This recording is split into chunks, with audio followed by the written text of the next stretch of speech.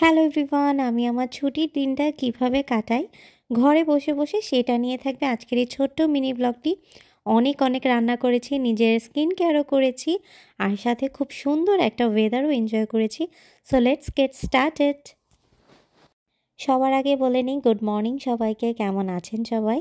আজকে আমি উঠেছি একটু দেরি করে, যেহেতু আমার ছুটির দিন। এখন হচ্ছে আমি আমার রুমটাকে ক্লিন করব। দেখেন, ঘুম থেকে ওঠার পর রুমটা ঠিক এরকমই থাকে, আর এটাকে আমি 5 মিনিটের মধ্যে এরকম বানাই। বিছানা টিছানা ক্লিন করার পর রুমটাকেও যখন একটু গোছানোর পর আমি আজকে একটু রান্না বান্না করব, যেহেতু আমার ছুটির দিন। আর ছুটির দিনেরও আমার কাজ থাকে, যেটা হচ্ছে 2-3 দিনের জন্য কিছু একটা বানিয়ে নেওয়া, রান্নাবান্নাকে একটু প্রিপেয়ার করে রাখা, যেহেতু আমাদের আবার কাজ শুরু হয়ে যাবে। তো আমি এখন ডাইনিং রুমে চলে এসেছি, আর রাতুলের এই ঘড়িটা হচ্ছে সোলারের ঘড়ি। তো এই ঘড়িটা আমি কিছুদিন আগে ওকে গিফট করেছিলাম। এটাকে হচ্ছে রোদের পাওয়ার দিতে হবে, যদি রোদের পাওয়ার দেওয়া হয় তাহলেই কিন্তু এই ঘড়িটা চলে। ঘড়ির মধ্যে কোনো ব্যাটারি নেই। তো ভাবলাম এখানে যেহেতু একটু রোদ এসেছে, আমি এখানে কেননা দিয়ে রাখি। আর আমাদের এখানে খুব সুন্দর মিষ্টি একটা সকাল, যদিও অনেক ঠান্ডা। 2-3 দিন যাবৎ ক্যালিফোর্নিয়াতে ভীষণ ঠান্ডা পড়েছে। মানে আমরা তো ভ্যালির সাইডে থাকি, ভ্যালিতে বেশি ঠান্ডা আমার কাছে মনে হচ্ছে। ফ্রিজে যেহেতু গরুর কিমা ছিল, ভাবলাম আজকে একটু কাবাব বানাই। তো আমি হচ্ছে সকাল সকাল এটাকে একটু পানিতে ভিজিয়ে রেখেছিলাম, এটা দিয়ে আজকে কাবাব বানাবো। আর যেহেতু ঠান্ডার সময় বরফ ছাড়তে কিন্তু অনেকটাই সময় লাগে, তো আজকে যেহেতু আমার ছুটির দিনও ছিল আর আজকে স্যাটারডেও, তো স্যাটারডেতে হচ্ছে এভরি স্যাটারডেতে আমাদের অ্যাপার্টমেন্টে গার্ডেনারটা আসে। উনি সব গাছ টাছ ক্লিন করে দেন, সব কিছু আর কি ক্লিন করে। যখন একটা মেশিন দিয়ে ক্লিন করে না, সব পাতাগুলো উড়ে হচ্ছে, আমি যেহেতু নিচতলায় থাকি, তো আমার সব পাতা দিয়ে বারান্দা ভরে যায়। তো বারান্দাটাকে একটু ঝাড়ু দিয়ে দিলাম। তারপরে হচ্ছে উনি স্প্রিংকলার ছেড়ে দেয়, স্প্রিংকলার ছাড়ার পর হচ্ছে পানিগুলো আবার বারান্দায় চলে আসে। তো এখন বারান্দাটা শুকানোর জন্য ওয়েট করছিলাম। আর আজকে দেখেন একদমই মরা মরা একটা ওয়েদার, কোনো মনে হচ্ছে সূর্যই উঠে নেই।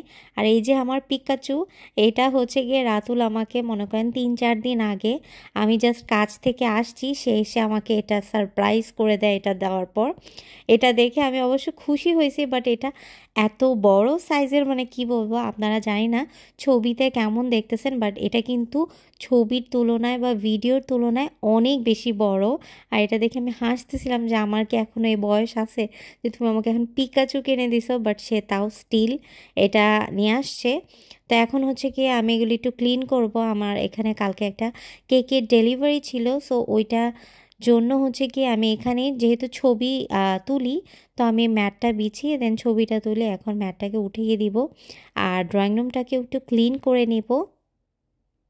রেগুলার তো সকালবেলা আমাদের নাস্তা করা হয় না, আজকে যেহেতু ছুটির দিন আমি ভাবলাম আমি আমার নিজের জন্য স্পেশাল কিছু একটা করি। তো আমি আজকে হচ্ছে ব্রেড পিৎজা বানাবো। আর এখানে আমার নান রুটিটা বাসায় ছিল, দেন হচ্ছে উপরে একটু ক্যাচাপ দিয়ে দিচ্ছি। তারপরে সসটাকে একটু ভালো করে স্প্রেড করে নিব। আর আমার কাছে কিন্তু ওই ব্রেড পিৎজাটা খেতে বেশ ভালো লাগে। আমি অনেক দিন হয়েছে এটা খাই না আর কি। আর অন্য কিছু আজকে বানাতেও মন চাচ্ছিল না, যেহেতু ছুটির দিন ভাবলাম একটু শর্টকাট কিছু বানাই। তো আমার বাসায় সসেজ ছিল, ওগুলোকে একটু কেটে নিয়েছি, 2 টাইপের করে কেটে নিয়েছি, একটা গোল গোল আর একটা লম্বা। আর ছিল হচ্ছে গিয়ে ক্যাপসিকাম, তো সবুজ ক্যাপসিকামও উপর দিয়ে দিয়ে দিচ্ছি। ক্যাপসিকাম দিলে কিন্তু খুবই সুন্দর একটা ফ্লেভার আসে আর খেতেও বেশ ভালোই লাগে। তারপর হচ্ছে উপর দিয়ে আমি চিজ স্প্রেড করে দিলাম। তারপরে যে আরেক ধরনের করে আমি সসেজ কেটে রেখেছিলাম, ওগুলোকে হচ্ছে সুন্দর করে একটা ফুল শেপ করে দিচ্ছি। আর উপর দিয়ে দিব হচ্ছে আরও কয়েকটা ক্যাপসিকাম, আর দিয়ে দিব হচ্ছে অরিগানো। আমি যেহেতু একজনই মানুষ, তো আমার জন্য একটাই বানাচ্ছি, কারণ আমি এত বেশি খেতে পারি না। তো পিৎজাটা এখনই কত লোভনীয় লাগছে দেখেন। আর এটা হচ্ছে আজকে আমি চুলায় বানাবো, প্যানের উপরে। তো এটা বানাতে মাত্র 7 মিনিটের মতো সময় লাগবে। সব সময় তো আমি ওভেনে বানাই, বাট আজকে হচ্ছে আমি চুলার মধ্যে বানাবো, প্যান দিয়ে। আর এটা কিন্তু খুবই কম সময়ের মধ্যে হয়ে যাবে। পিৎজাটা হওয়ার পর লুক এট দ্য কালার, এত সুন্দর লাগতেছে আর এত ইয়ামি লাগছে দেখতেই। সসেসটা অন্যভাবে দেওয়ার কারণে কিন্তু খুবই মানে অ্যাট্রাকটিভ লাগছে। আর এভাবে ভাবছি যে আমি নেক্সট টাইম এভাবে উপর দিয়ে হচ্ছে সসেসগুলো দিয়ে দিব, তাহলে আরও বেশি ভালো লাগবে। সো এখন let's get started to it. So I am very very hungry, আমার আরও অনেক কাজ করতে হবে। আর এটা দেখতেই অনেক বেশি ইয়াম্মি ইয়াম লাগতেছে। সচরাচর কিন্তু আমাদের ব্রেকফাস্টটা তেমন করা হয় না, কারণ আমরা সকালে দুজনেই কাজে যাই। আর হচ্ছে যদি ছুটির দিন থাকে, এরকম স্পেশাল খাবার খেতে কার না ভালো লাগে বলেন। আর পিৎজাটা এত মজা হয়েছে, বিলিভ করবেন না, খুবই ইয়াম্মি ইয়াম্মি ছিল। বলেছিলাম না আপনাদেরকে যে আজকে শুধু রান্না বান্না হবে আর রান্না বান্না। তো আজকে আমি নারকেলের সেমাই রান্না করব। অনেক দিন পর আমি আজকে নারকেলের সেমাই রান্না করতেছি। আর এটা আমি কবে লাস্ট করছি আমার আসলেই মনে নেই। খুবই নারকেলের সেমাই খেতে মন চাচ্ছিল কিছু মানুষের ভিডিও দেখে, মানে ইউটিউবে কিছু মানুষের ভিডিও দেখে এত লোভ লাগছিল, আর ঘরে সেমাইও ছিল।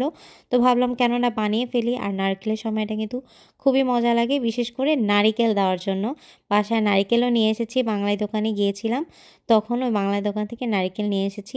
সো এটার দেখানোর আর কিছু নেই, এটা সবাই আই থিঙ্ক বানাতে পারে। আর যদি কেউ এটার স্পেশাল রেসিপি চান আমি পরে আপনাদেরকে দিয়ে দিব, বাট আমি হচ্ছে ফাস্ট ফরওয়ার্ড করে একটু দেখিয়ে দিচ্ছি।